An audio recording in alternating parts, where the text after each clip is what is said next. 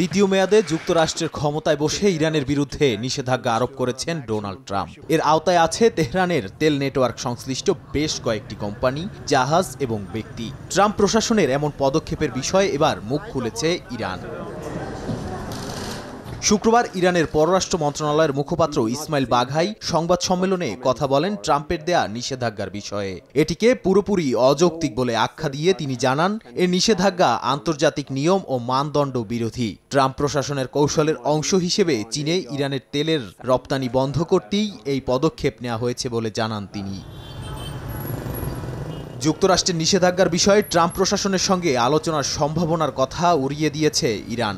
দেশটির সর্বোচ্চ ধর্মীয় নেতা আয়াতুল্লাহ আলী খামেনি 2015 সালের পারমাণবিক চুক্তির উদাহরণ টেনে বলেন, যুক্তরাষ্ট্র সেই চুক্তি বাতিল করে ইরানকে দেয়া প্রতিশ্রুতি অনুযায়ী নিষেধাজ্ঞা তুলে নেয়নি। তেহরান আলোচনার টেবিলে বসলে সব সমস্যার সমাধান হবে, মার্কিন প্রশাসনের এমন আচরণ করা উচিত নয় বলেও মন্তব্য করেন খামেনি।